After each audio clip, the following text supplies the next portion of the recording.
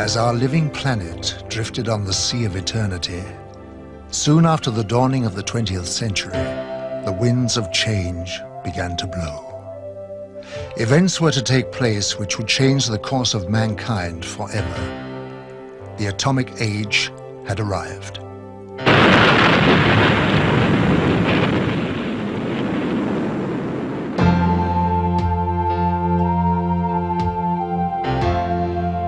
As man detonated weapons of immense power, lights started to appear in the sky in a way that suggested that something was following the course of events. The shattering thought imposed itself that we were perhaps not the only inhabitants of the universe. Since the beginning of civilization, we had been watching the stars, never dreaming that they, in turn, might be watching us. History was about to change.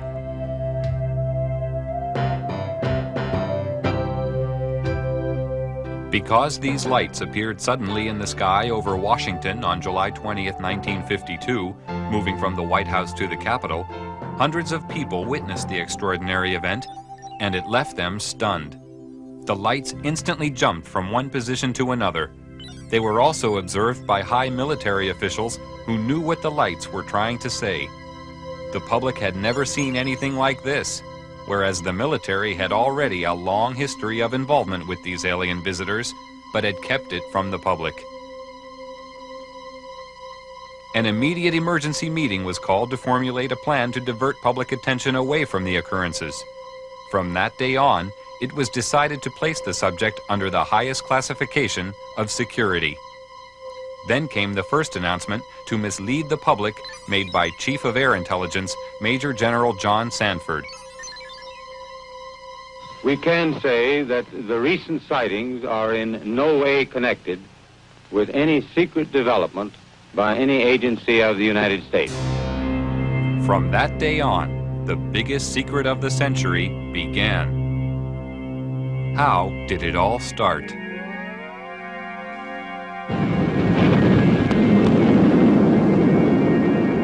After the first atomic bomb was detonated, more tests were made of the effects on the environment and human subjects to gauge the degree of contamination unleashed. No knowledge of the devastating long-term effects existed at this time. Here in New Mexico, an army base close to a small town called Roswell became the focus of attention on July 2, 1947, when Bill Brazel, a farmer, found a crashed disc-shaped craft on his land. The military arrived on the scene and quickly isolated the spot when they found debris scattered over a wide area. They also found 4 dead humanoid alien bodies who had been ejected from the craft. Because of many recent UFO sightings by the military, they accepted the existence of visitors from outer space who obviously possessed a technology which was far beyond our understanding. Now, for the first time, they had tangible evidence and were eager to learn its secrets. Roswell was the home of the 509th Bomber Wing, the sole American atomic bomber group. Major Jesse Marcel, an Army intelligence officer, was engaged on the recovery operation and asked Walter Haut, the Army Public Relations Officer, to prepare a story for the local newspaper. He told me to prepare a release with basically the information that he gave me over the phone. When it was done, to take it into community and hand deliver it to the 4 news media we had in Roswell at that time, which is what I did. The story was published in the local paper. The news was also prepared to be aired by the local radio, but Judd Roberts, the radio station manager, was warned not to broadcast it. Sorry. The question that we ran into is the very next morning, some friendly person, probably from Clinton Anderson's office, called us from Washington and said, we understand that you have some information, and we want to assure you that if you release it on this matter, because it's not supposed to be released, it's very possible that your license could be in jeopardy, and so we suggest that you not do it. And he said, when I mean in jeopardy, like maybe 3 days. Preparations were made at Roswell Army Base for the transport of the wreckage. Robert Shirkey witnessed the secret handling of the parts. They came in the front door, straight down the hallway, and right out onto the ramp to climb into the airplane. And these were the people that were carrying parts of the crashed flying saucer at that time, UFO today, that I got to see. And that was the only thing I got to see. And it was very short, very quick. Colonel Blanchard, in order to get out of their way, had backed into the doorway of the ops office. And I stepped up to him and I said, "Colonel, turn sideways, I want to see too." On instructions from the Pentagon, Thomas Jefferson DuBose and General Ramey created a cover story saying the crashed object was a weather balloon. We used that in order to assuage the curiosity of the press. The wreckage was loaded back onto an aircraft and flown out under cover of great security and secrecy to Wright-Patterson Air Force Base. The pilot kept silent for several years, but informed his wife after the story appeared in a newspaper. I guess now that they're putting in the paper, I can tell you about this. I wanted to tell you for years. He said, "I want you to read this article because it's a true story." And I not only know that it's true, but I'm the pilot who flew the wreckage of the UFO to Dayton, Ohio. Wright-Patterson Air Force Base was considered the most technologically advanced research center in the United States. The wreckage of the Roswell crash was dismantled for analysis. The matter was considered of such importance that the orders came directly from President Truman. Under the cover of the CIA, Truman created a group called Majestic 12 for dealing with and covering up all information about UFOs. President Truman gave the task of handling UFOs only to the highest-ranking generals. After the Roswell crash, a special group of scientists was formed and facilities built to be prepared to deal with any further UFO crashes which would occur. Wendell Stevens was a lieutenant colonel in technical intelligence in the U.S. Air Force and is now a UFO investigator. Now having an extraterrestrial vehicle and some bodies in their hands, didn't know when the next one would come down, where they came from, what they were going to do about it. There were a lot of unanswered questions. And the United States was in a turmoil at the time administratively because we were shifting from a war economy and a military-industrial command structure to a civilian structure. So the military was still dominant, and they wanted to keep control of this until they knew what was happening.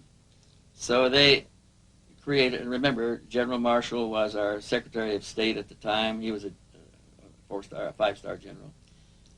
These people selected certain representatives from the military-industrial complex that they controlled, generals and admirals and certain scientists that worked with the military and worked with industrial planning. These men were designated as a task force to take charge of any event that followed. And one did. Almost a year later, on the 25th of March of 1978, the next one came down, 1948, the next one did crash, and it came down under observation by radar, so that we knew where it landed at the time that it struck the ground, and a helicopter was over it in less than an hour.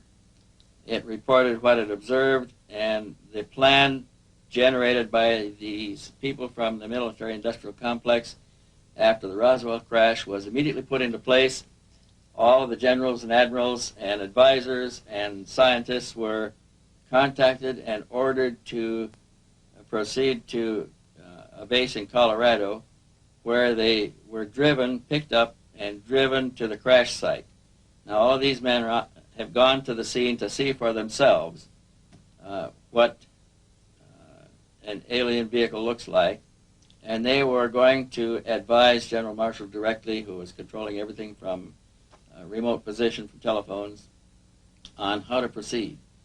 And when an operation is that big, you can't cover everything up. We discovered that the owner of the property where the vehicle came down was arrested in his house with his family, and they were kept in the house for 4 days, not allowed to go outside or anything. All the roads in the area were blocked. All access was closed. People that lived close enough to know something about it were kept in their houses. Now, if it never happened, then this evidence wouldn't exist. But now we are finding solid evidence that something strange did happen and that these events actually took place.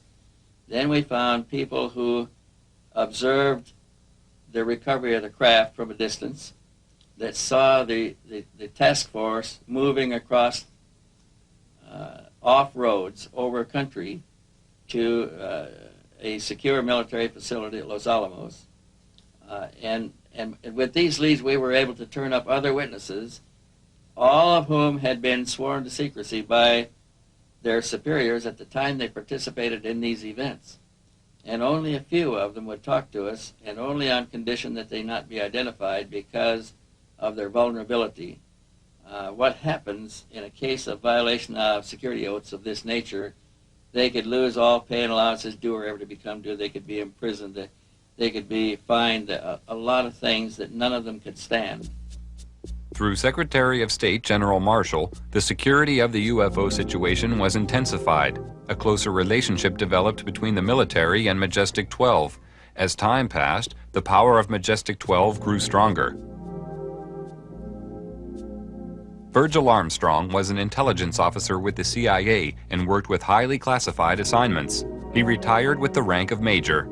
I received documents which said that a UFO had landed in the middle of White Sands, New Mexico proving grounds, and that this object was inert, was under surveillance, and would be kept under surveillance until they could determine whether it was hostile or friendly.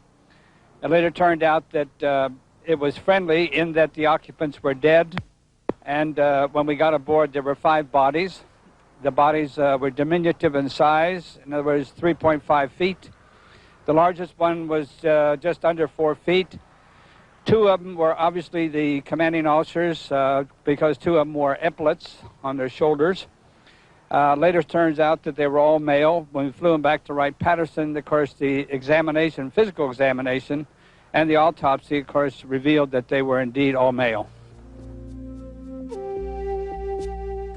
From descriptions given by several witnesses, the aliens have very large eyes, a small nose, and a small mouth. They are usually about 3 feet 6 inches in height and have no body hair. Now, consider, if you will, the position of the United States government at this time. They proudly thought of themselves as the most powerful nation on earth, having recently produced the atomic bomb and won World War II with it. They had built a jet aircraft that exceeded the speed of sound in flight, or would, in October of '47. They had built bombers with intercontinental range that carried weapons of mass destruction. Now, imagine what it was like for these same leaders, all of whom had witnessed the panic of the Orson Welles broadcast in the War of the Worlds in 1938. Thousands of Americans panicked at a realistically presented invasion of Earth. But imagine their horror as they actually viewed the dead bodies of the real aliens. Imagine their shock as they tried to determine how these saucers were powered and could discover no part even remotely similar to components they were familiar with. No cylinders, no pistons, no propellers, no vacuum tubes. It's only when you fully understand the overwhelming helplessness the government was faced with in the summer of 1947 can you comprehend their perceived need for a total, thorough, and sweeping cover-up to include the use of deadly force.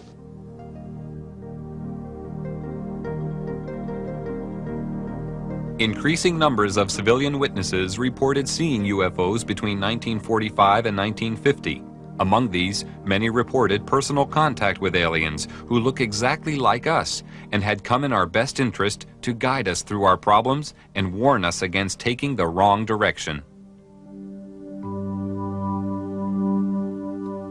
Many of our race already exist on your planet, living and working among you for the purpose of giving advice and guidance to a limited number of individuals with whom they make contact. The people contacted know we are among you, and have been chosen because of their awareness and understanding of the higher cosmic laws. Your society is not yet ready to be made aware of our presence, but as your evolution progresses, we will reveal ourselves. Your authorities persist in trying to entrap our kind with the purpose of obtaining knowledge for aggressive means. This cannot be permitted to occur, and is the main reason for our secrecy.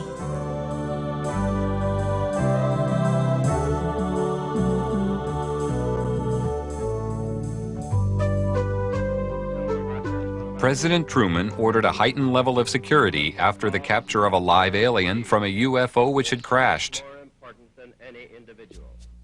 Because of the ever-increasing numbers of UFO sightings at the time, it was decided to create a project called Blue Book, which was designed to suppress public knowledge and create an atmosphere of ridicule around the subject of UFOs.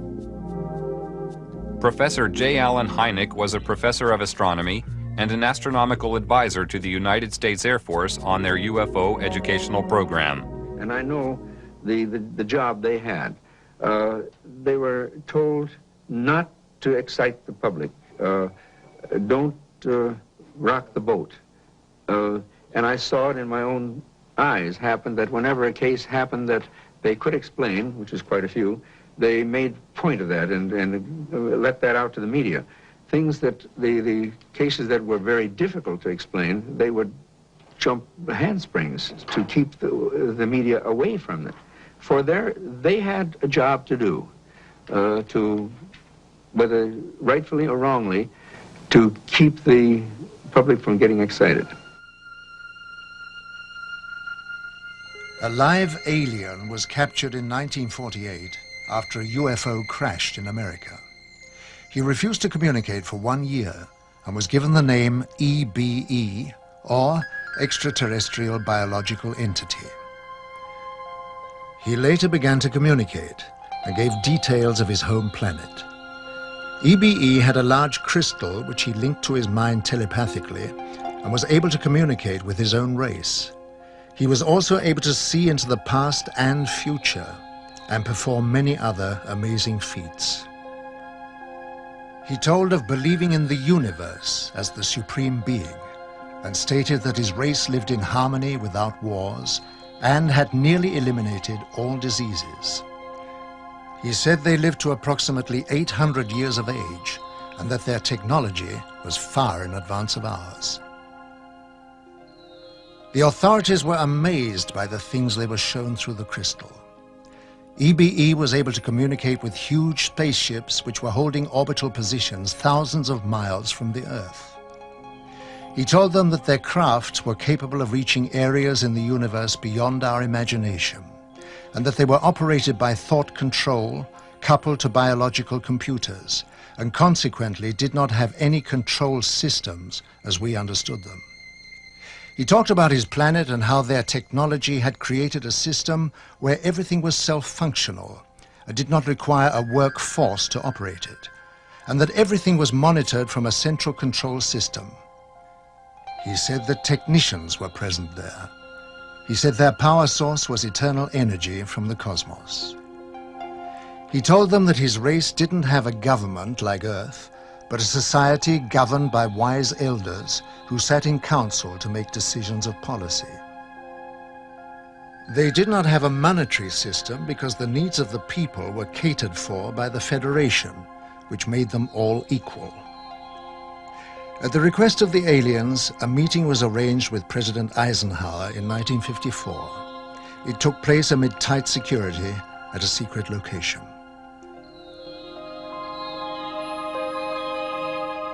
At this meeting, negotiations took place regarding the permitted presence of the aliens on Earth.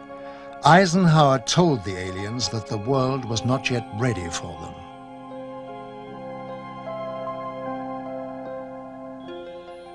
Eisenhower witnessed an alien demonstration of technology and power at Muroc Dry Lake, which is now called Edwards Air Force Base.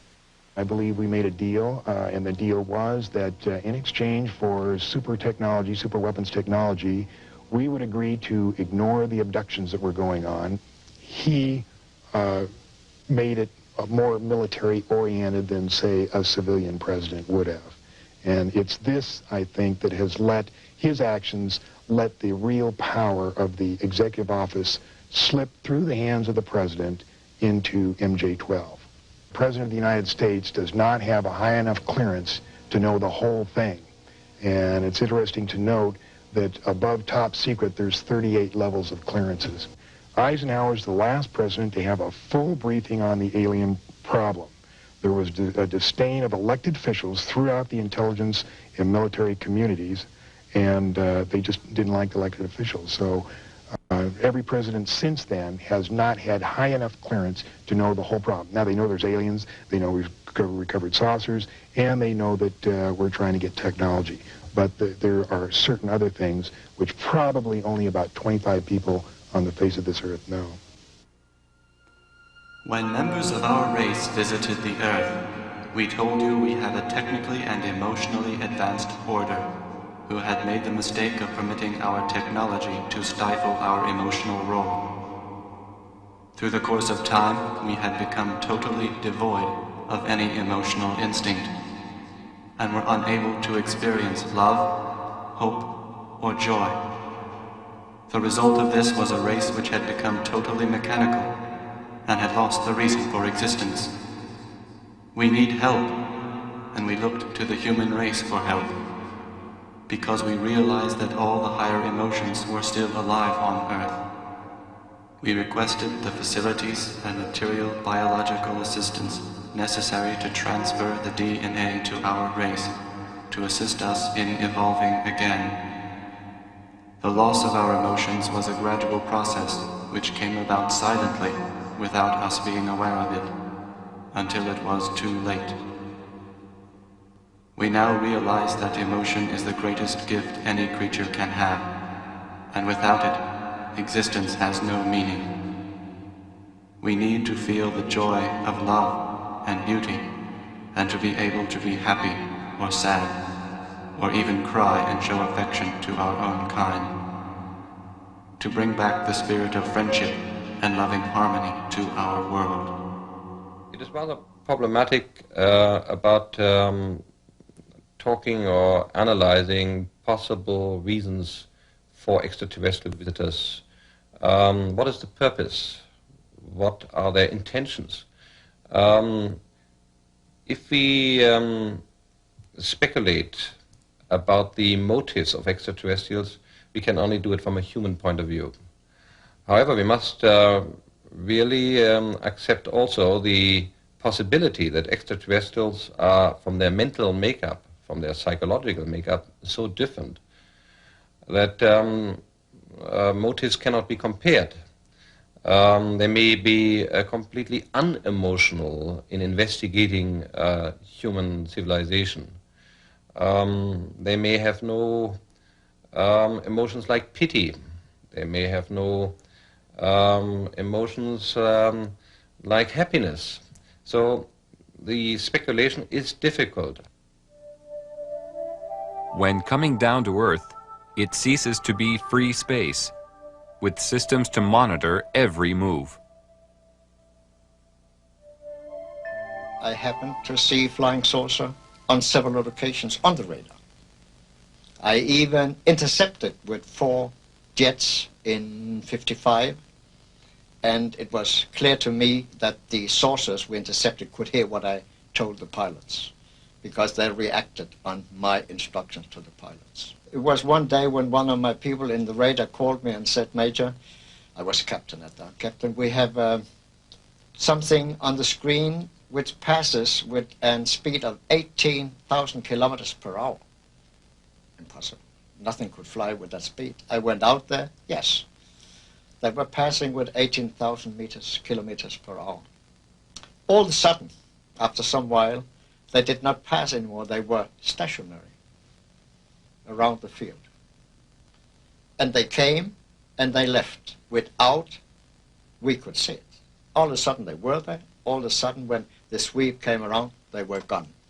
I contacted the operations officer and the station commander. They both came out and they wouldn't believe me. I said, "Give me 4 aircraft and I'll intercept them." Okay. Sometimes there were about 20 objects around the field, and sometimes we were down to a few. It was fog, and therefore a lot of people afterwards said, oh, it was inversion, but it was not. It's proven afterwards it could not be inversion, which is a meteorological phenomenon. So at 11 o'clock I had 4 jets at the runway, and at 11 o'clock the fog lifted so we could take off. And I ordered the 4 jets to take off. In that moment there was 12 objects around the field. And when I said you are cleared for takeoff to intercept unidentified flying object, 10 of them went away. Right when the sweep came back, there was only 2 left. One 10 miles north of the field, one 15 miles south of the field. I sent the 2 aircraft to the north and the 2 aircraft to the south. 2 aircraft to the north came first, and I said, your boogie, which is the object, is 12 o'clock straight ahead. 12 o'clock, distance 5 miles, altitude unknown. Do we have it in sight? Gone. Came the next one. When it came up, I said, your boogie is 12 o'clock, range 5 miles, altitude unknown. Do we have it in sight? Gone. So it was clear they could hear what I said. But while the visitors monitor our every move with their superior technology, being technically advanced does not always ensure their own safety. This was proved by the UFO crash in the Kalahari Desert in 1989. One of the most documented cases of all time referred to a 60-foot wide spacecraft which was forced down on the border of South Africa. This craft impacted with the desert at high speed, causing a crater 450 feet in diameter and 36 feet deep.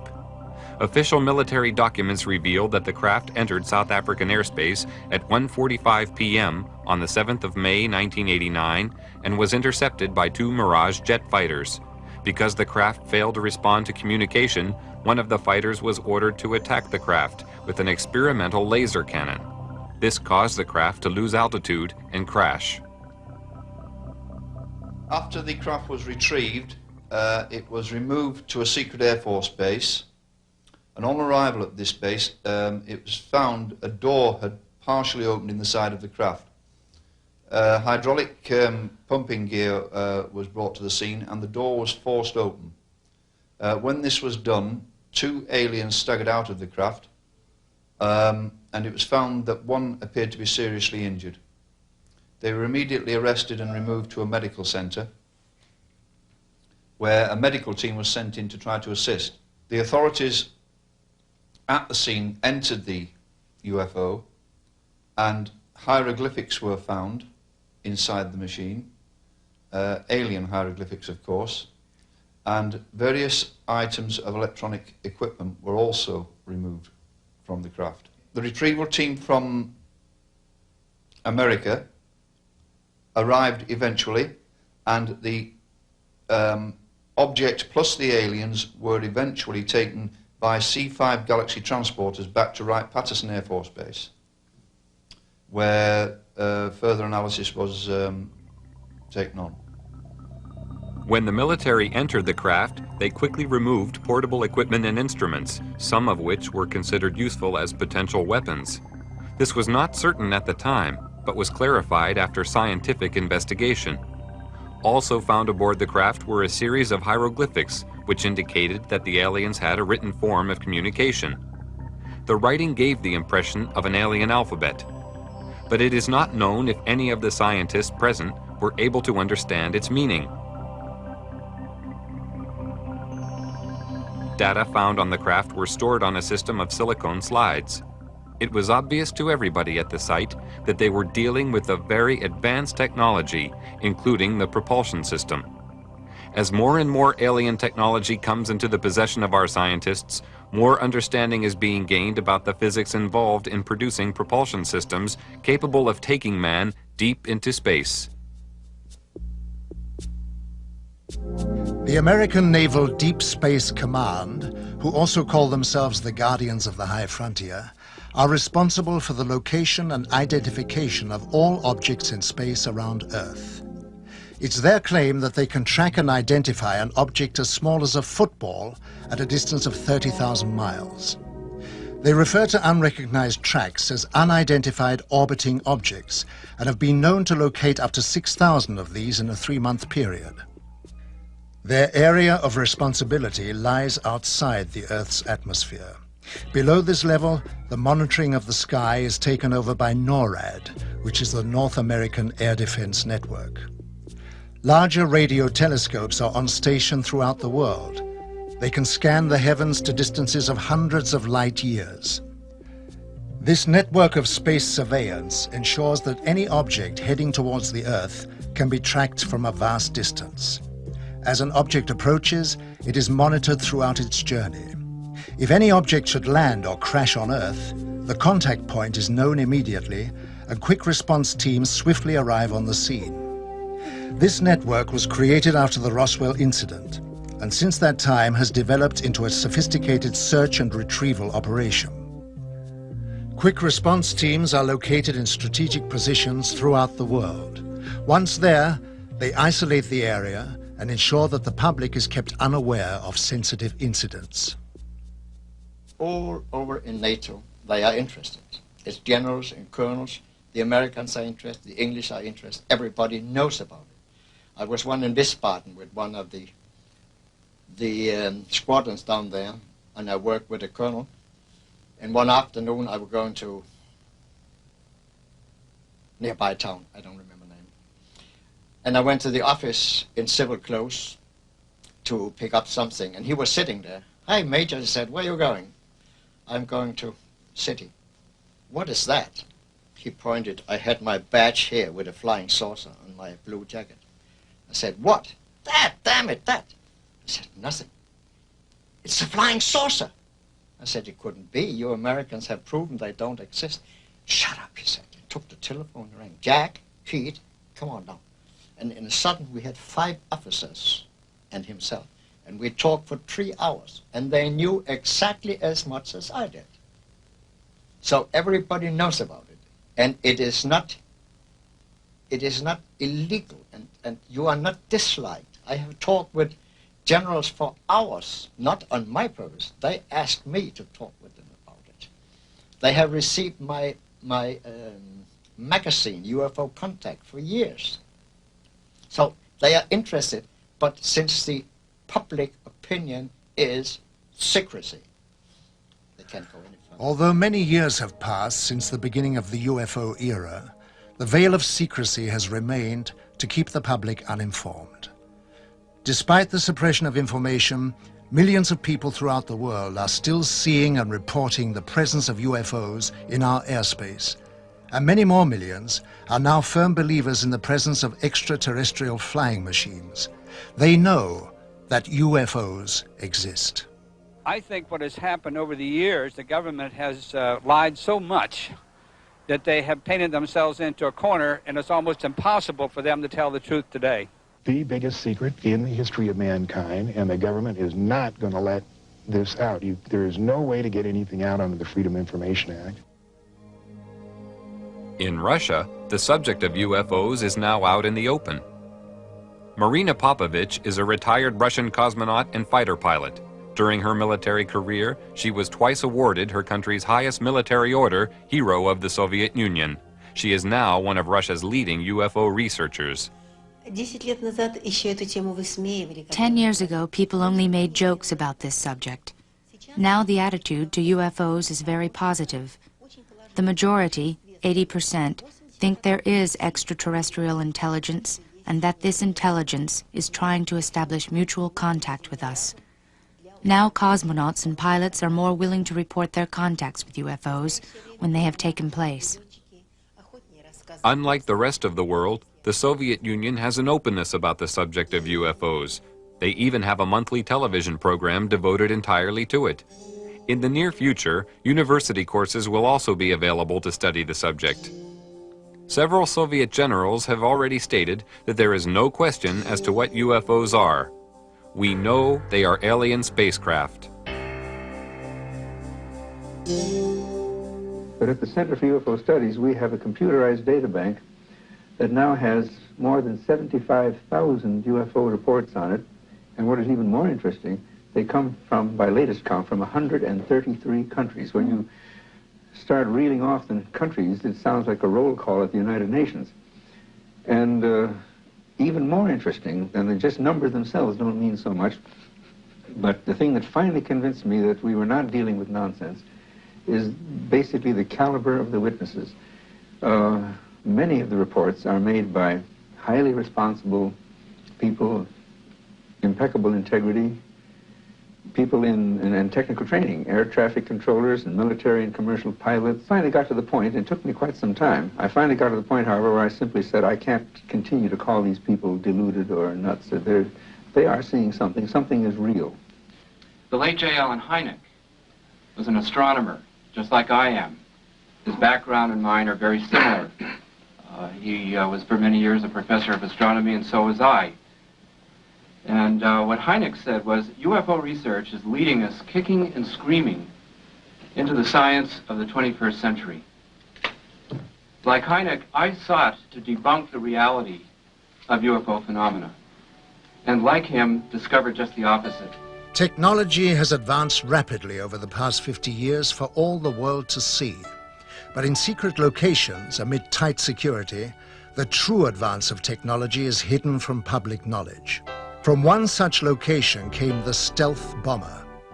This futuristic aircraft is the only type known which has the ability to fly into radar-protected areas unobserved, almost without sound, to perform whatever task is necessary. The technology used in the production of the aircraft is a giant leap forward from conventional technology, and the question has to be asked, where did it come from? At one super-secret US government test facility situated in the Nevada desert, strange glowing lights are regularly seen performing aerobatic displays which are far beyond the capability of our known aircraft. They seem to be intelligently controlled. Can this be yet another example of some secret, very advanced technology, or are the authorities hiding some exotic foreign contrivance? Here at Area 51, also known as Dreamland, is the most highly protected and secret facility in the whole of the United States. Bob Lazar, a physicist, worked on special projects within this complex and felt compelled to reveal what he saw. They are actively and have in their possession alien spacecraft, and they are actively undergoing analysis and flying them. They set up and produce their own gravitational field. Just as the Earth holds all matter down, they produce that same field, but out of phase, and it repels itself. The effects that can cause, the way in which everything operates is by all intents and purposes, magic. I mean, it is so far beyond our level of technology. Why is such technology available only to the few and not to the whole of mankind? Have we the right to know? Are we ready for it yet? Or is the race for technological advantage more important? Why keep a secret about probably one of the most important events in history, that there's been contact from an alien civilization? It's a significant event in history, more significant than anything. With the tremendous distances involved, travel to the stars would seem impossible. But with man's endeavor and resourcefulness, these problems will be overcome as they always have been in the past. Scientific estimates tell us that there will be a breakthrough in space travel in the near future. When the boundaries of distance break down, the Earth will become our home, the universe our world. From a point of physics, there are possible models today which may enable shortcuts in the space-time continuum. One of these shortcuts may be black holes. Black holes are the remainder of very large stars which have collapsed to a so-called singularity. And when stars do collapse to a singularity, they leave a tunnel, a gravitational tunnel behind, a rotating tunnel. And in this tunnel, space and time has a completely different meaning than to the normal usage that we make of space and time. Thus, in a tunnel, the so-called Einstein-Rosen bridge, time runs backwards. So a spacecraft which would dive into such a tunnel would move forwards in space and backward in time. When we talk about hyperspaces and opening up the number of dimensions, and if we were to build a vehicle, if our science has progressed to this point, our technology, the applied science, if we develop a vehicle that is capable of doing that, traveling across the universe is not traveling through one space. It's flipping into these other spaces where the other one is only a short space away, a few inches away.